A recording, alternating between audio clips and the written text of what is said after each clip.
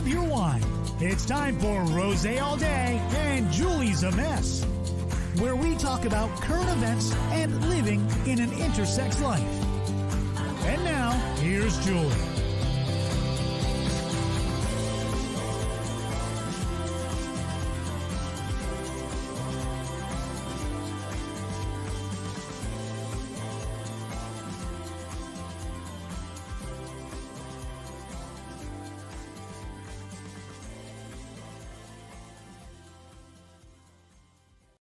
Hi, everybody. Welcome to our third episode of Rosé All Day, Julie's a Mess for 2022.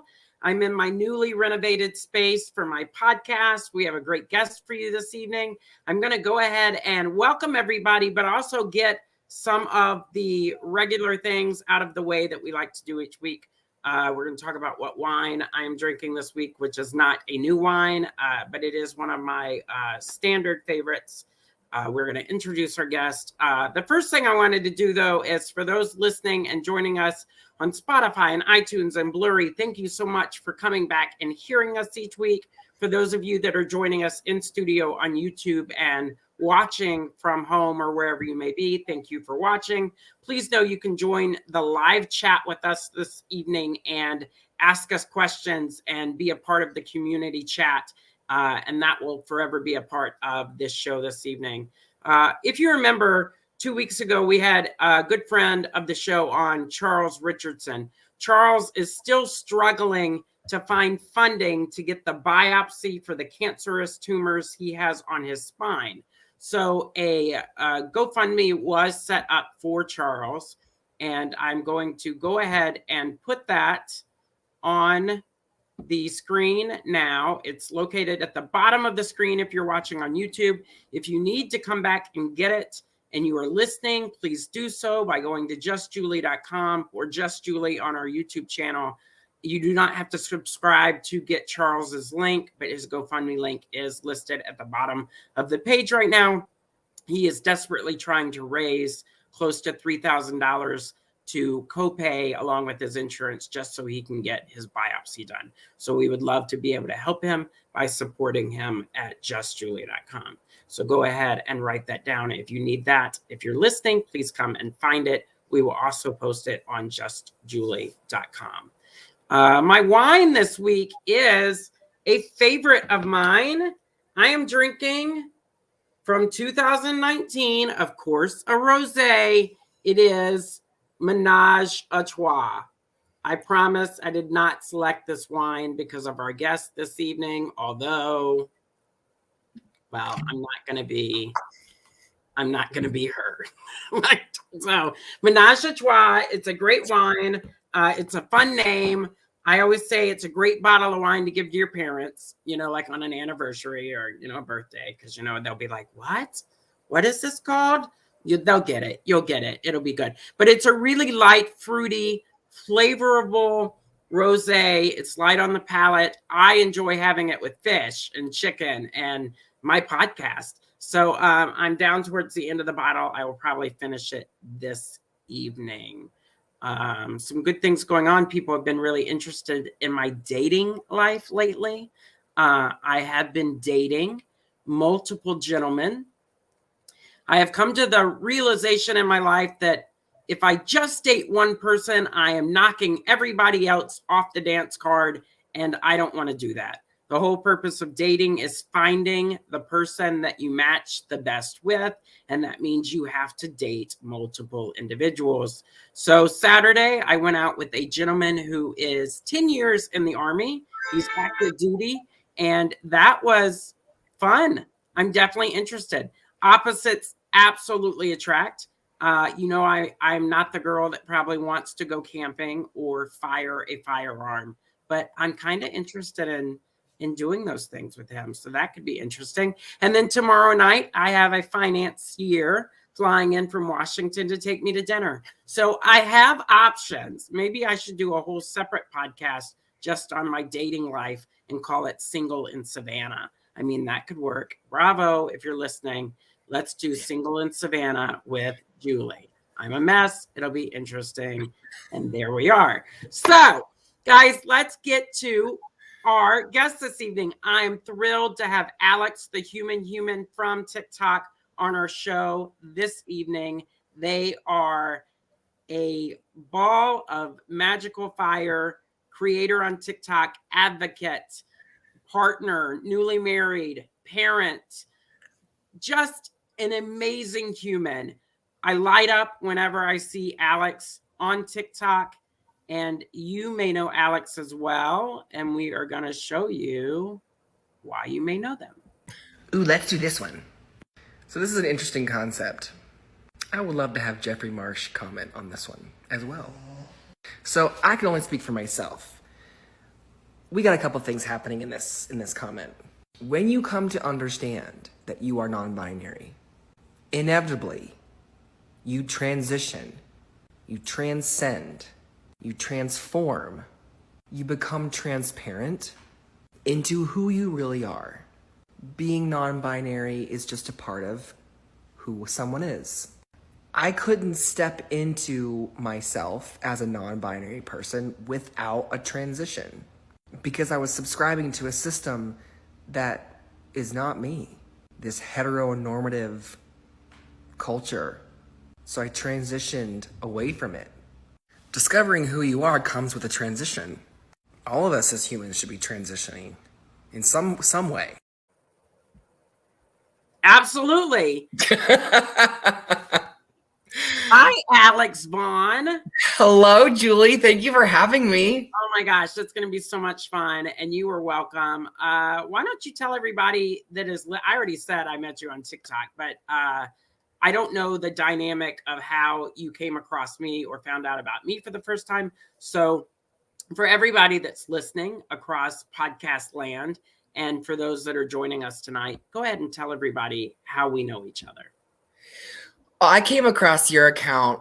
Well, I joined TikTok in 2020 when, COVID, we're all in lockdown. I'm like, let's like try this TikTok thing.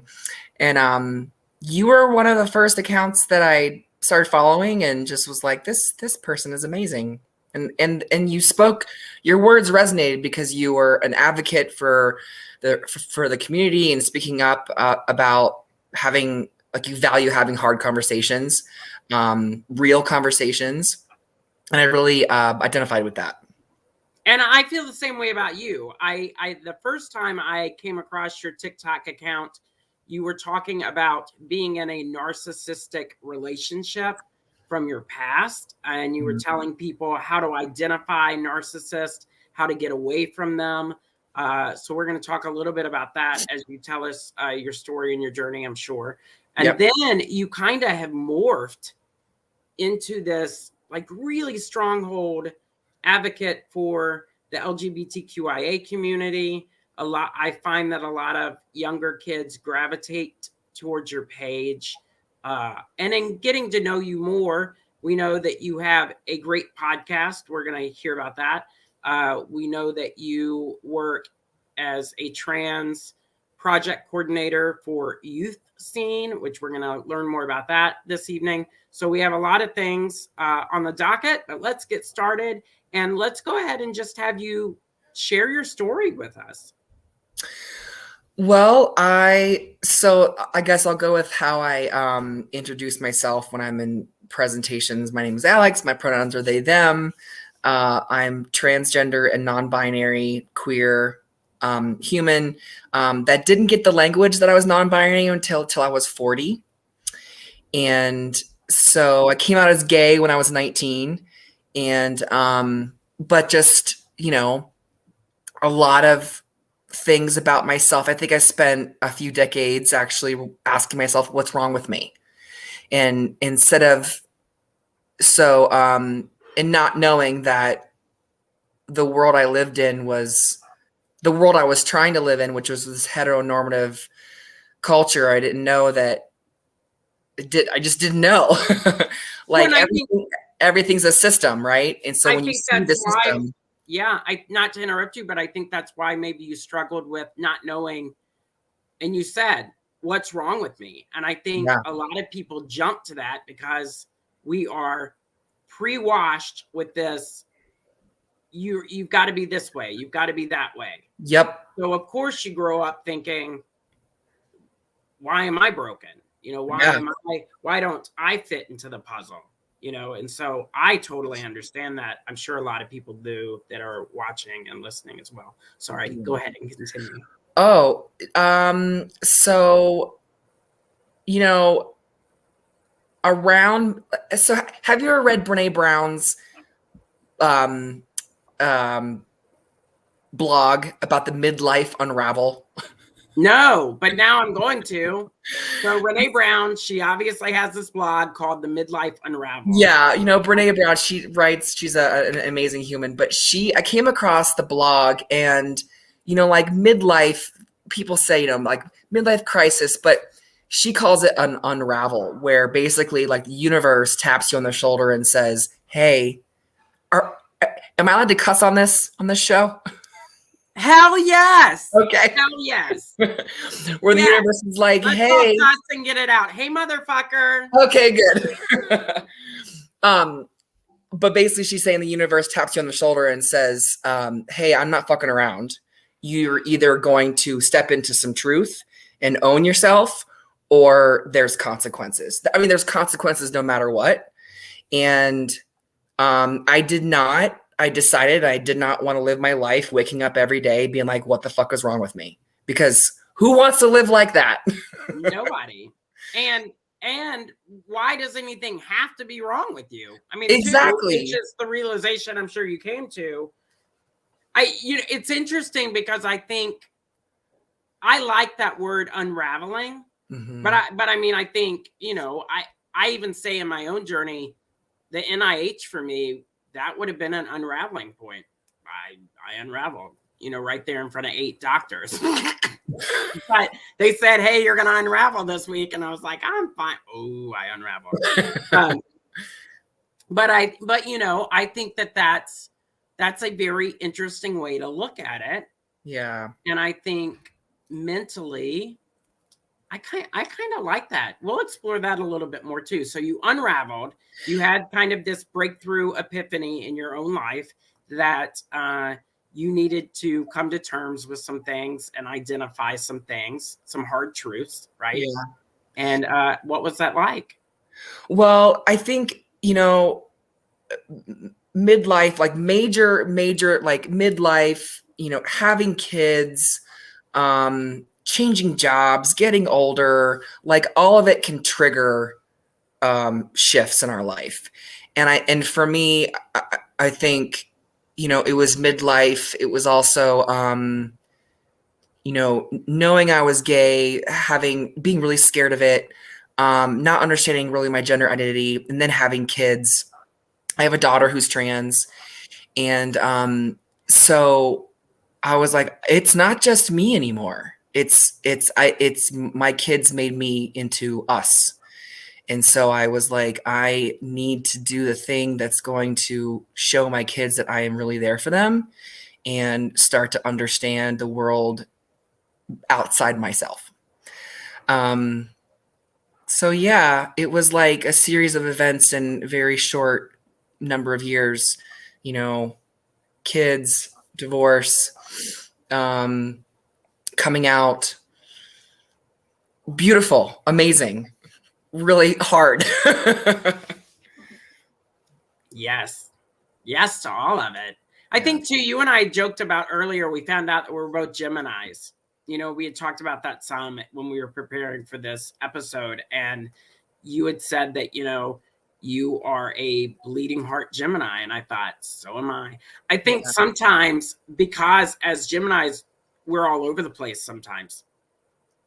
I think having to deal married to Capricorns, and she's like, yeah, right. She keeps you in line. Yeah.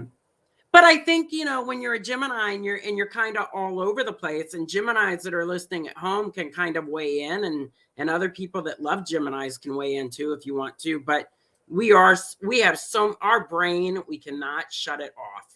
I mean, there are nights where I wake up in the middle of the night and it's like a fucking carnival inside my head, and I'm like, what ride do I want to go on right now? And I know that the wait's going to be 30 minutes before I get on. And once I get on, it's going to be an hour and a half ride. And then you get off and you're like, okay, what else do I want to do? And when you've got all that going on anyway, and then you're trying to compartmentalize and learn and unravel. Yeah. How insane is that? Well, and in the process of unraveling, I realized have you so Pink has a song called My Attic. Yes. And have you heard that one? Mm-hmm. Yeah.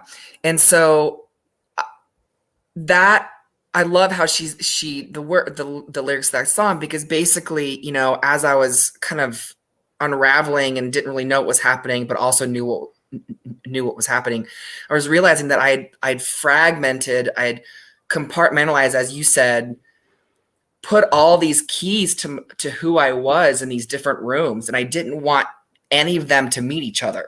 Right. And so when I got into therapy after, well, again, I've been in and out of therapy my whole life because, why not? Because therapy is for the strong. TikTok is kind of therapy.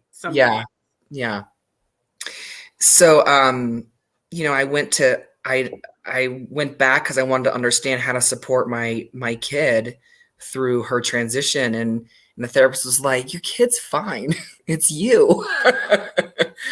And so it's like, you learn how, so I pulled in, I was able to integrate and bring myself, like, pull off the armor and let my guard down and be like, this is actually who I really am. I just finally want to share it with everyone. And yes, I'm scared, but I also am tired of hiding. Well, and let's talk about that some. I think that would be an interesting segue back into the relationship you had prior to all of this unraveling happening, right? So we'll talk about that a little bit. I do want to say hi to everybody that's joining us in chat. My eyes are still dilated from eye injections this morning, so I can see names, but I've told Alex if there's a question that pops up in chat this evening, she's going to have to say, hey, I want to answer that. But I can say hi to Tammy and Mariah and Heather and Sharon, and hi, Charles and Debbie. And those are all the people that are in our chat so far. So thank you for joining us and being in chat. You all can all say hi to Alex. Alex, let's go back to, so I know enough about it that the relationship you're kind of in at the beginning was narcissistic in nature. We already talked about how you were kind of leading the herd on TikTok with enlightening people with how to figure out they were in a narcissistic relationship or near a narcissistic, toxic kind of environment. Let's talk a little bit about that, because I think that's important for people just in knowing your journey. We've already talked about the unraveling. So let's see where you were kind of built up through this narcissism and why the unraveling was so kind of cathartic for you when it did eventually happen. Yeah, so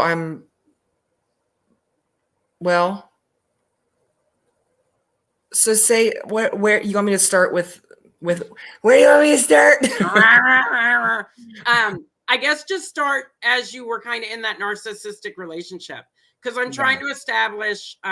So this year, the podcast is about helping people talk about medical issues and medical weaknesses that maybe other people are not familiar about or do not identify with.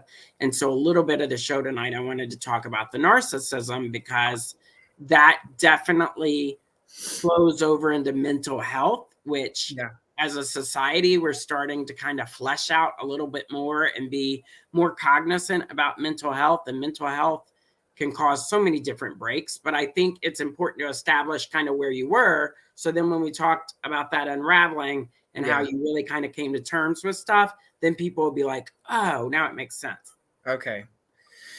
Well, yeah, I guess I also want to preface that I'm not a therapist. I should say that, like, all of this is just my own experience. not a doctor. I'm like looking Neither over. one of us are therapists. No, but I don't think either one. I mean, I know I wouldn't mind if you want to come and lay down on my couch and let me talk to you for an hour or two. And I'll charge you a lot of money. I don't know about Alex. Alex probably has things to do, and Kim may be like, I don't think so. But you know, you can come lay on Julie's couch, especially if you're single, hot, and have a career. Yeah. We'll break it. Okay, Alex. So I guess I mean, so when we hear narcissism, like, you know, I don't want to diagnose anybody with narcissism, because that's the job of, you know, a doctor. But we know that narcissistic abuse is really insidious, and it infiltrates into family systems. And so for me, what I in the middle of my gender and my coming out and things happening, I was met with a level of resistance from this person that didn't make any sense. And, you know, you spend a decade or a little under, you know, a couple decades with someone, and you kind of think like you want to grow and evolve and with someone. And so for me, when looking back, I didn't know I was in an emotionally abusive relationship until after I got out. Because then I started, because the way the abusive systems work is that you can't heal where you're being hurt. You're just trying to survive. And so once I left and the kids and I left, I started to be able to read, take space, do research, and understand. I mean, really kind of like, with a lot of distance, have compassion for this other person that I did actually care a lot about, but understood that you can't, because the dynamic is like, you know, abuser and victim. And so anyway, when you're in it, you can't see it.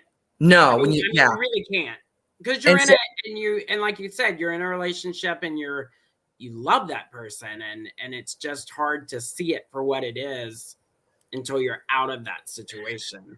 Yeah. And so, yeah, you just live in. So I kind of enrolled myself in what I would call now like Understanding Abuse 101 University, like the school no one wants to go to.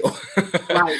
Like that. What's that book that used to come out in the 90s? Like AOL for Dummies. So yeah. Like abuse for dummies, you know, like. Yeah. Because what it forces you to do, you can't heal what you can't see.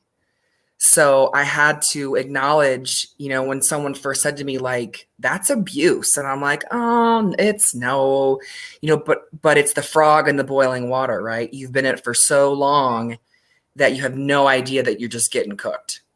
Well, and I watched, not to bring up another one of your TikToks, and it may not be something you want to share, and so I'm going to lightly tread on it. But okay. In one of your TikToks, you had talked about your early life, you know, and where you were with being overweight, going into high school, and then things that happened with boys in the high school time, and when you thought you were gay, and like, you know, it establishes a timeline of early abuse. And you went from that early abuse, and then you went into a relationship of more abuse, which compounded on the early abuse. So that really starts to kind of mess with your mental, right? And so you really were kind of in this hurricane, and you can't see beyond the wind and the trees and the houses and the cows and everything else that are kind of flying around you, right? Yeah. Charlie says, my friend Charles says, I love your analogies. And I'm like, yeah, most people probably don't get them, and they think she's cuckoo. But I mean, you really can't see beyond all of that, right? Because you're in it. And then when that hurricane and that tornado dissipates, and you're able kind of to pick up the pieces that you need to survive, which you've already said, and you start to kind of walk away and you kind of turn around to look at the damage, that's when it kind of, you go, oh my gosh. Yeah. Oh my gosh. Like, and then you can kind of, I know for you, and we've talked about, there may be triggers in here for everybody else, but when you do that, that's when you go, oh. Yeah. And then you kind of went from that. You learned everything you could about what it meant to be in a narcissistic place and relationship and the abuse level for you. And then you started to kind of work on yourself. You said you joined therapy, you got into therapy, and then you kind of had that unraveling moment. But now look at you.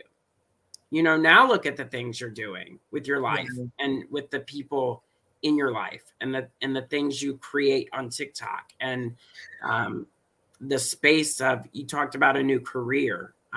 Tell us a little bit about that. You are the trans project coordinator. I may not be giving you the right title, at a organization in Colorado called Youth Scene. Yes. Youth Scene. Let's talk about that a little bit. Yeah, I'm the transgender program coordinator. What you're close.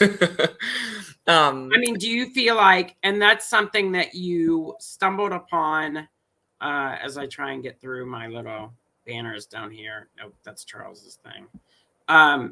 Here, I'm going to put that link up and we'll show you seen. We're going to show a video at the end.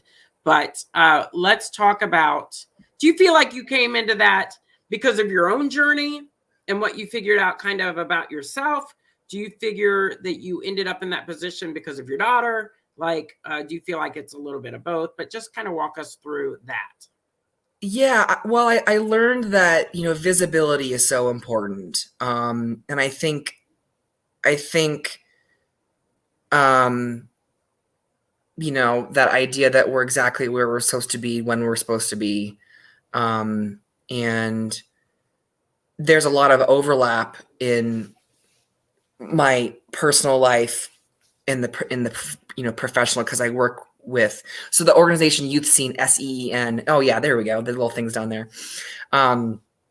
So working mainly with the QT BIPOC community.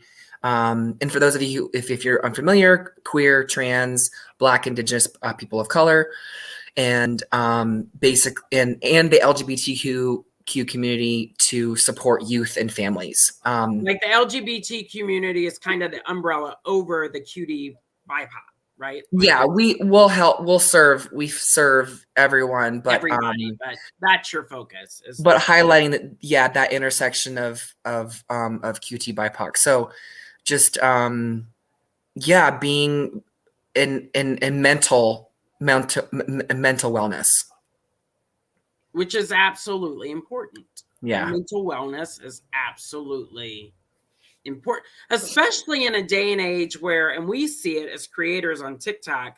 I see it even personally, but we see that there is still a lack of education in the world around us.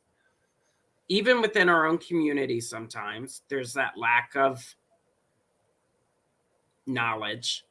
But also, we see it just kind of in the way people respond to us and interact with us. I know a lot of your TikToks sometimes, for me, they call them clapbacks. They're like, Julie's the queen of clapbacks. And I'm like, it gives me the opportunity to educate. And I try and do it as graciously as possible. But you too also make a lot of those. So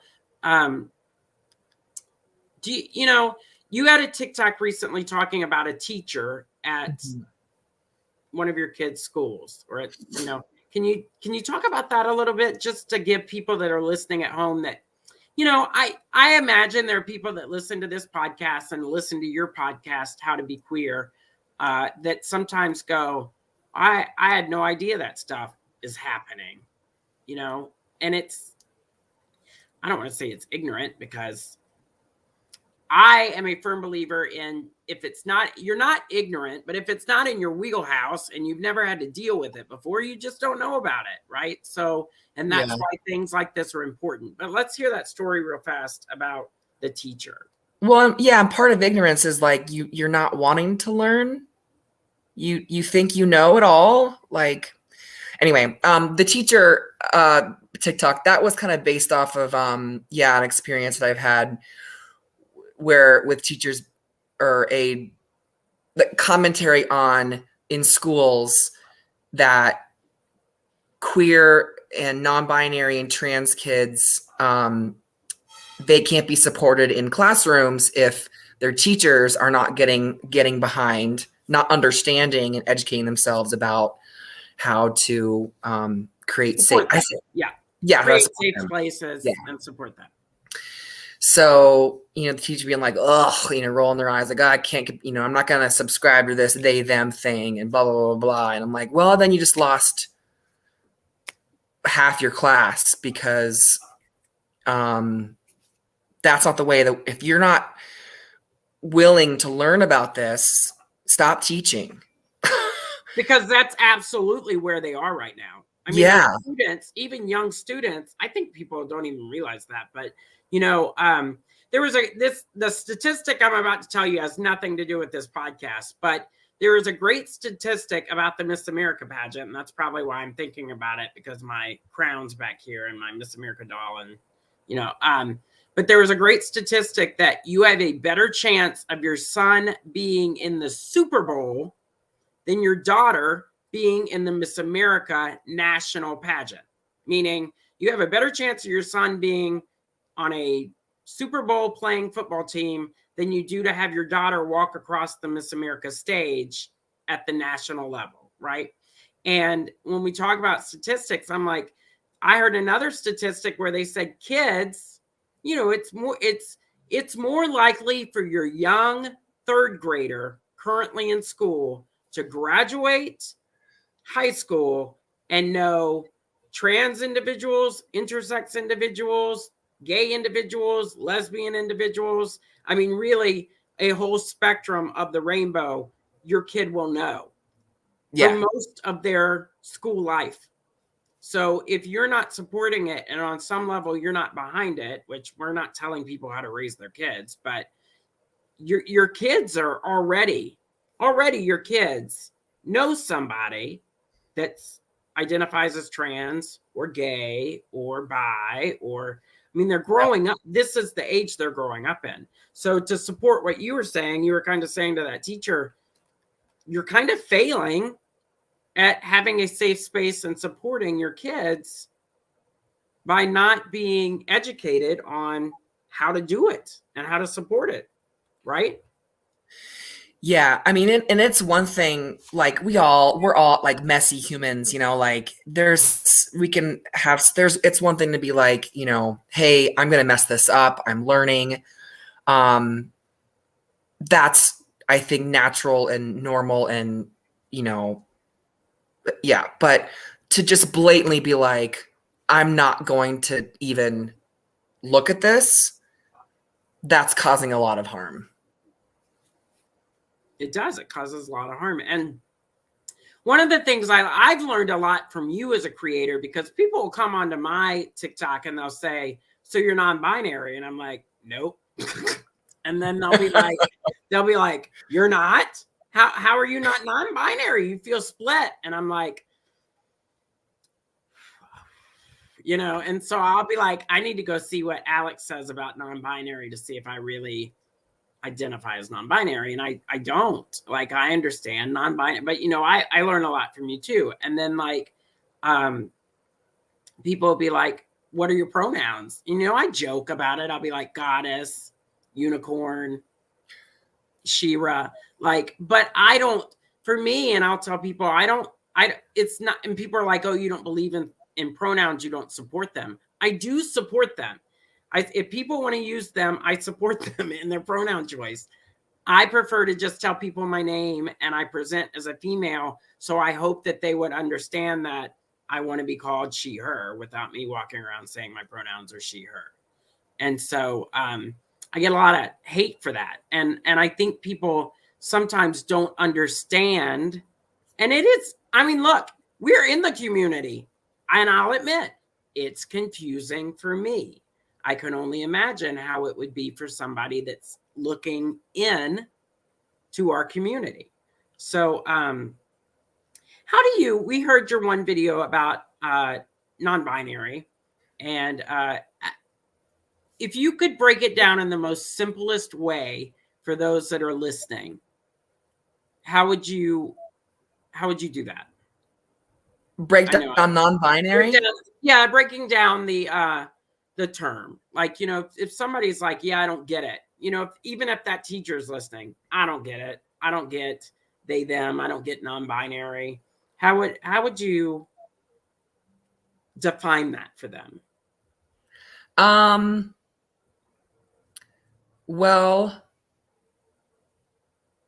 so I guess non-binary, not in the oh gosh. So I can help a little bit. The binary is XX and XY, right? So that's the binary we've been taught for forever in this hetero. That there's two genders and that's it. Yeah. Right. And so where I kind of come into the non-binary, and where people, I think, assume that I'm a non-binary, is intersex, XXY, is on a spectrum between the two established binaries of XX and XY. On that spectrum, there are 42 recognized genetic and chromosomal variations. Any of those variations fall under the umbrella term of intersex. Even within those variations, there are a multitude of ways that people can be on that spectrum and still identify. Yeah, I think I would say, in non-binary, your separate out gender, biology, sexual orientation, biology, chromosomes, they put it under the LGBTQIA umbrella, but they're all different. So non-binary is like gender identity. It's sense of self. It's who you feel on the inside. I mean, when I was growing up, before all these terms came out, I was under the understanding when the term first started being used that it was a new branding for gender fluid. But then somebody was like, no, that's not what it means at all. And so I was like, okay, well, I'm about to get educated, I guess. But I just assumed that it was new terminology for, and it's not. I mean, I understand it more now, but it's complicated. I as a creator and as an educator and as an advocate for the intersex community, I struggle with some of these newer terms because you struggle when you don't identify and you don't feel you fall under those, but you know that the person next to you may fall under that terminology. And then you have people that are asking questions from outside of the normative, and you're like, well, how do you explain it to them? Can I just say a clusterfuck? Sometimes it's a big clusterfuck. Yeah. Well, I think, I would remind people that everyone, no matter, even if you are a cisgender binary, like male, or cisgender female, all of us should be questioning our gender, because our gender is our sense of self.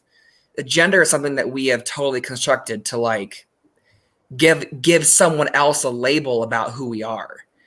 And so I would just, I guess I was thinking also as I was listening to you, I guess I would say to someone with non-binary, it's both genders and neither gender. You're outside the binary or you're both. If you subscribe, I think of it more like I'm outside the binary but for someone else who's like, this is all new, to just say I'm both is like, oh, okay, I get that. And then you can build on that. Yeah. Go ahead. Well, I was just going to ask you, when I first got on TikTok, there was a girl that came into one of my lives. I'm not going to call her out. I don't even think I remember her screen name. But, I do, because it was what we were talking about. But I think she's changed it since then. But she came in and she said that she was her screen name had something to do with non-binary lesbian.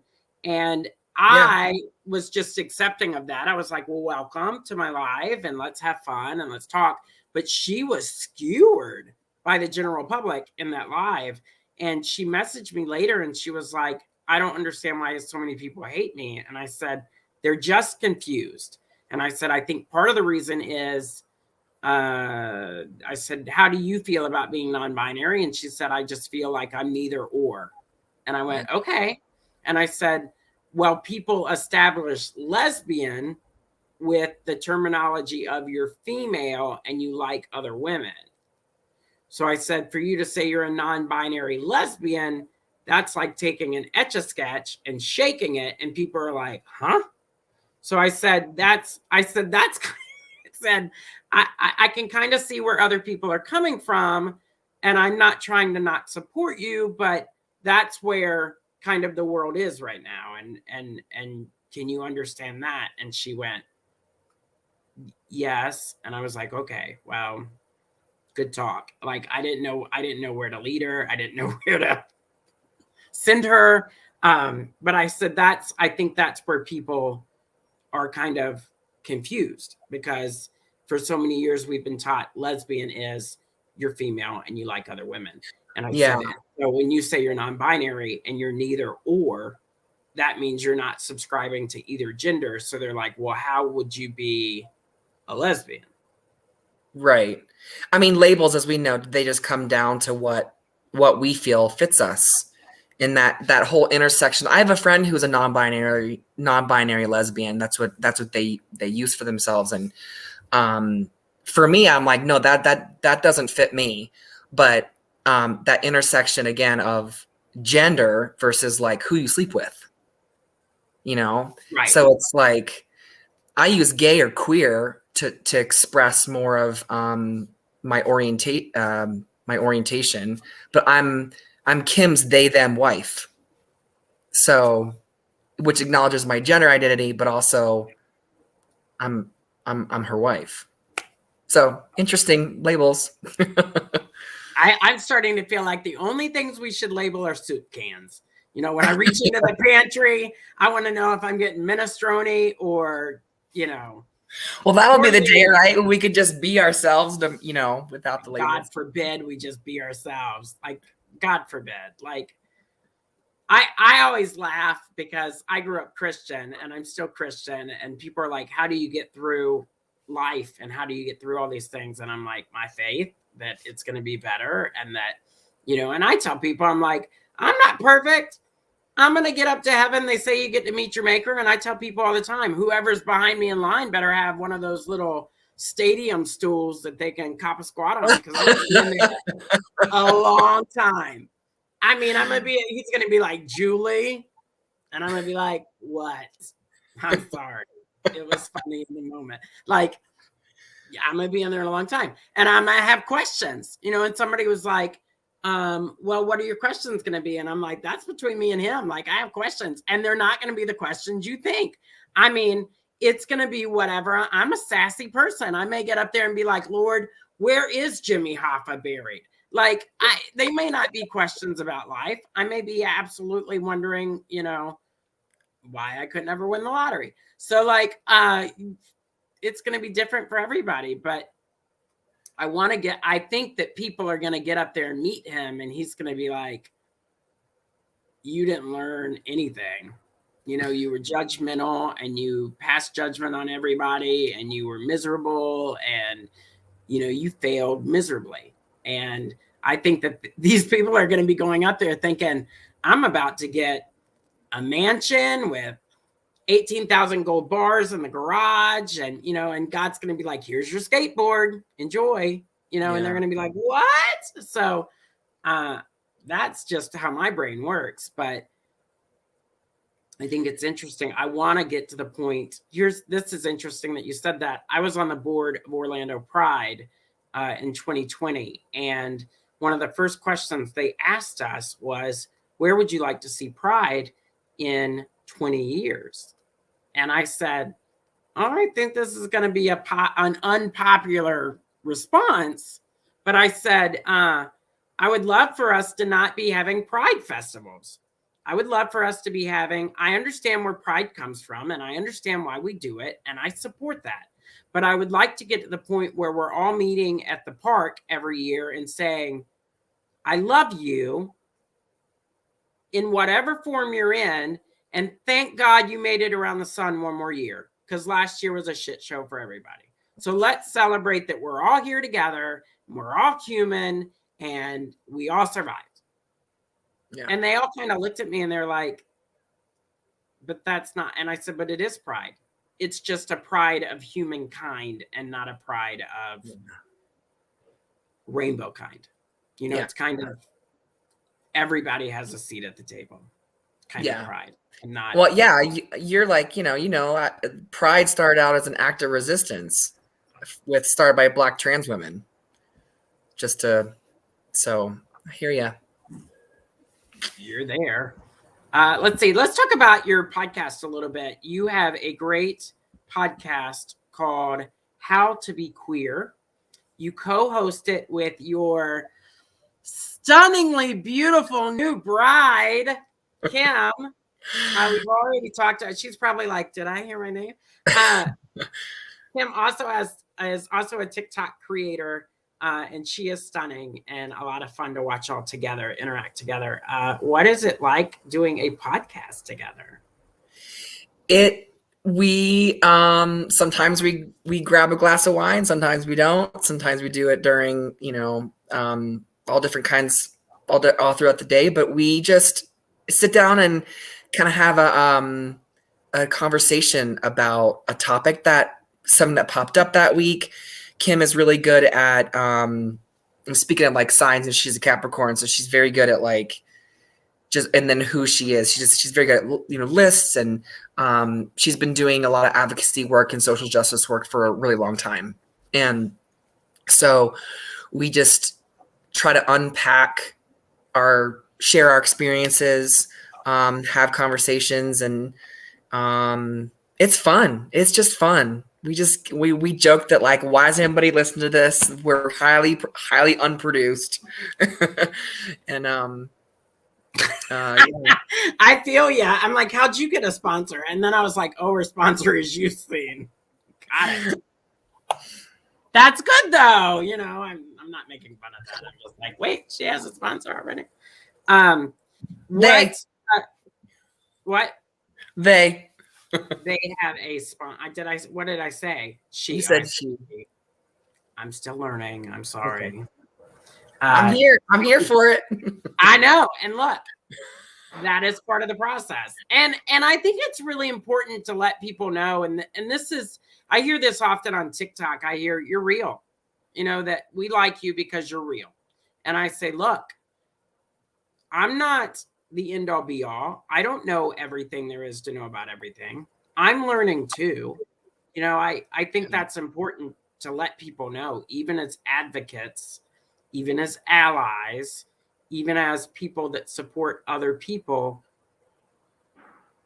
we're learning at the same time. We are absolutely a part of the same storm. I always say this is my kind of favorite thing, because people even ask about my journey with my family. And I say, look, we're all in the same storm. We're just in different boats, but we all kind of are navigating the same storm in many ways. We're just all in different boats, and sometimes you need to tie your boats together to make sure that nobody sinks. And sometimes you need to rely on a more powerful boat with a better engine to get you out of the reef or the rocks, and so we're all kind of in the same storm sometimes. So I think it's important to let people know that as creators and advocates and allies, we struggle sometimes. And I'll admit it first. I struggle sometimes. So we're coming up on the end of our hour together, which who knew? We have 10 minutes left. Can you believe that? 10 minutes. My gosh.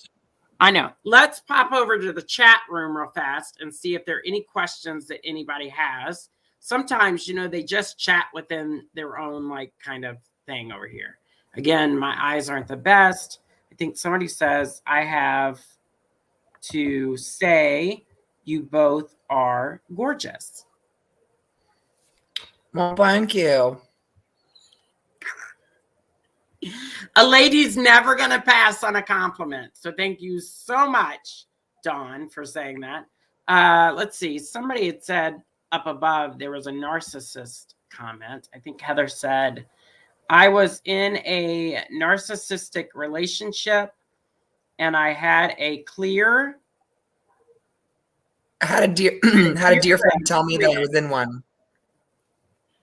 I didn't know I was in it. And she said, yes, the red flags are there, girl. Get out. At first, I didn't believe it. Yeah. And I would assume that happens, right? That's what we were talking about. You don't see it when you're in it. Yeah. I mean, that's like that's the insidiousness of it, where you're not there because they value you as a human. You're there for their benefit, to like energy source. You get sucked into their world. They don't even care that you have your own world. And then they deplete you. They deplete you in that world, and then you're like, oh, I'm so tired. I can't even see straight. That's why boundaries are so important. Building up your own sense of self even stronger to because you might not get them out of your life, but at least you know how to manage it. Well, and that's not even to say, and like, again, when I first stumbled upon you on TikTok, there were TikToks on your account where you were having like a really hard moment dealing with something that they had come back at you with after you'd left, and you're like, and then you're like, but it's important to recognize that that's that, and this is this, and you kind of grow from it. I think boundaries, though, are important in every relationship. Yes, boundaries are for ourselves. We talk about mental health a lot already, and I think, even in parental relationships, I think sometimes you have to put your parents on, you have to establish boundaries, especially as you're become an adult. There are times where I've even said to my own parents as an adult, whoa, we're not doing this. Just because you raised me and you feel like you have a hook in me, we're not doing this as I get older, because I need to be able to establish that that's not where I want you to come into this relationship or this situation. So I think boundaries, I think every relationship you have to have boundaries too, because like you said, having your own self, being able to go in and say, this is what I bring to the table. That's what you bring to the table. We're going to do these things together, but this is, I think boundaries are absolutely important in every relationship. Alex, let's do 5 questions. I think that'll be fun for everybody that's listening at home. Our format's kind of changed this year, but I think it'll be fun to get to know you a little better with 5 questions. We already know you cuss like a sailor. So what is your favorite curse word? Fuck. Do you feel like it's changed as you've gotten older? Like I had said once, I said, like I say fuck my life a lot, but then like that changed. I had a boyfriend once, and he was like, don't say that. That's horrible. And now I'm like, fuck a duck. Like I get really up. So I mean, it changes for me. Does it change for you? No, I have a TikTok about that too. Cause someone had said like, you cuss a lot. I'm like, do I fucking cuss too much for you? I'm sorry. I like your TikTok where you're like, do I care what you think? I'm my own like mess or something like that. And I was like, ooh, I need to use that sound. Okay. I mean, yeah. Go ahead. Oh, I was just, yeah. What? Huh? Wait, what? Where are my clothes? I had a friend that used to say that all the time. Like he would get flustered, and then he'd be like, "Wait, what? Where are my clothes at?" And people would be like, "What?" He'd be like, "I say that every morning right before I leave somebody's house." I was like, "I'm here for it." Question number 2: what is something that your daughter does that you absolutely just brings joy and delight to your face every time you see it? Well, I have 2 daughters, but because we have 4 kids total. It's a blended family like the Brady Bunch. Yes. They're missing. I would say just like simple laughter, like when they laugh, that just lights it's simple, but it's honest. But it's true. It lights every fuse in Yeah. your being, right? Yeah. Like it just ignites every fuse in your human body. I think laughter is like that. I love hearing babies laugh. Yeah. Because you think there are probably moments when a baby's like, I'm not really sure what I'm fucking doing here, and it looks like a big shit show. So when they laugh, you're like, wow, they're here for it. Yeah. Okay. Question number 3. Who cooks more in your household, you or Kim? I do. What is Kim's favorite dish that you make? Oh gosh. Well, she told me last night that she likes anything I cook. But I know I'm trying to think of the last thing.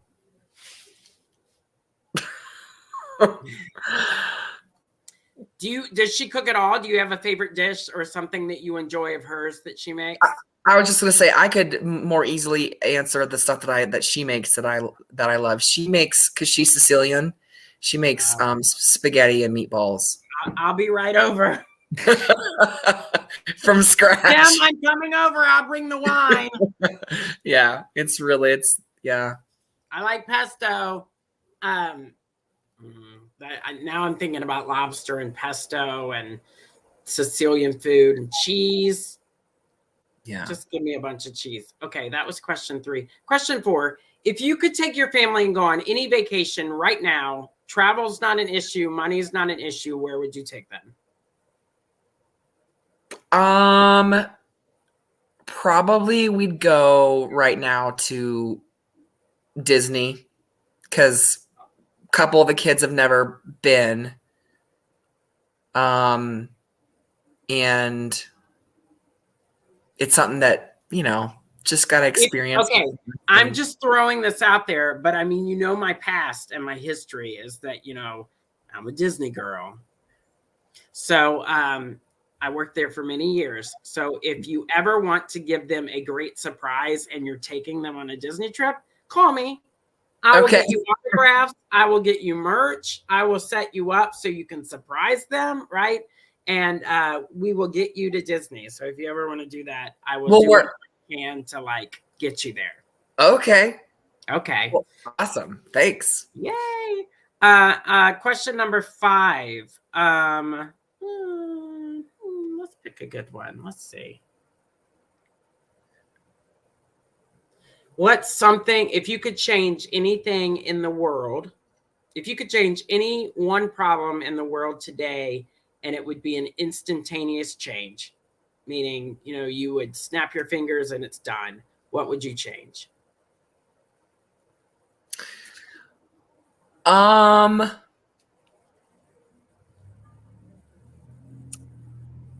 That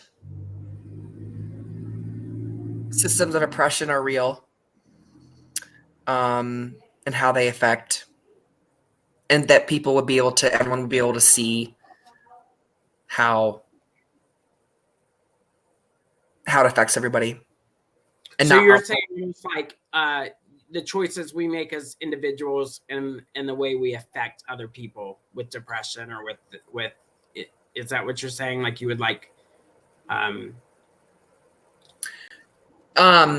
no, racial justice, like that people there's people in the world that oppression. Yes. Systems of oppression. Yeah. Clean your ears out, Julie. So that there's people that people would, acknowledge that race is a social construct, that we've basically, the thing gender is a social construct. It's like we create all this crap for ourselves that causes a lot of harm. I'm listening to that, and I agree with that. Somebody said, now I'm 2 years free. Oh, Heather was letting us know that she's 2 years free of the narcissistic relationship. So we're happy. Yay. Yay, Heather. Mariah saying, good podcast. Thank you for inviting us to be a part of it. Absolutely. We are coming up. It is 8 o'clock, and I usually try and keep it around an hour because I know people have kids to get to and families to get to, and Julie usually has dates to get on and get to. Julie has men to see. So bad. But I want to thank everybody for joining us this week. I want to thank you, Alex, for being a part of the show. We are going to show one more TikTok of Alex because, you know, I'm infatuated. And I like Kim too. I may move to Colorado, and you know, if men don't do it for me, I may just move to Colorado and move next door to Alex and Kim and show up with wine for Sicilian food. I'm here for it. I don't know if Kim's here for it. We'll ask her. But anyway, this is a TikTok that has to do with youth scene. I looked at youthscene.com the other day. It is a wonderful outreach program. Not only when you think about just our community and the marginalized aspects that they are serving in this Colorado community, they go to camp. They are looking for donations to support the programs that they offer to this community. To be able to know that we affect as creators and advocates and allies, that people like Alex, people like myself, people like Orlando Pride, people like Colorado Pride, you know, that we are out there affecting the outcome of these marginalized communities and helping people address who they are and how they identify and how to get through the mental blocks that so many of us face. That is absolutely key and important. So again, the Youth Scene app, it's youthscene.app, app.neon, neoncrm.com is their monthly subscription platform link that you can go and check out, but you can also go to, it's right here at the bottom, but we're going to show this TikTok as well. Hey, Balls of Magic. I might be Alex the Human here on TikTok, but on my day job, I'm a transgender program coordinator for Youth Scene in Denver, Colorado. And today is Giving Tuesday here at Youth Scene. We're celebrating by launching our first monthly donor program. Link below. I have an ask of you. Starting today, you can support Youth Scene's work to provide services and resources to BIPOC and LGBTQ youth and their families. Monthly donations are a really important aspect of our work. They allow us to be flexible and responsive to the needs of the community. Our small and mighty team is growing fast. Since March of 2020, we've served over 5,600 community members. We've launched new important programs like Black Pride Colorado and Trans Scene. We have a summer camp every summer, and we've hosted super special guests like Angela Davis and Miss Major. So go check us out and donate now. So donate, and I love that TikTok, and I am super excited to talk more with Alex and our relationship growing beyond this podcast, because I absolutely love summer camp, and I would love to come and see what that's all about. Maybe sometime, maybe not this summer, because I feel like I have so much going on, but I definitely am interested in more about Youth Scene. I actually would love to see that program go statewide. You know, I would love it to go, when I say statewide, I'd love to see other states come up and have their own Youth Scene programs, and for it to just pony off of that. So we'll throw some money. Yeah, everybody donate. Let's get it going. And Alex is going to join me in the green room after this. We're going to talk about that and other things, and I'm just going to get their idea of how the show went tonight. Thank you for everybody that has joined us in the live chat. You can continue to always find the visual on YouTube at Just Juleigh channel. Please subscribe. Please join us each week. Please. Also, we are looking for content. So 2022 is a year of content for me. So if you have a medical story that you would like to tell, if you have any story that you would like to tell and you would like to use me as your vehicle, please go ahead and reach out to me at julie@justjuleigh.com, and we will get you on a future episode this year of Rose All Day, Juleigh's a Mess. Thank you, everybody, and have a wonderful week. Be blessed, and I love you all. For more content, follow justjuleigh.com. That's just Julie, JULEIGH.com. Thank you to our guests, and thank you for joining us this evening. Join us next week as Julie tries a different rosé.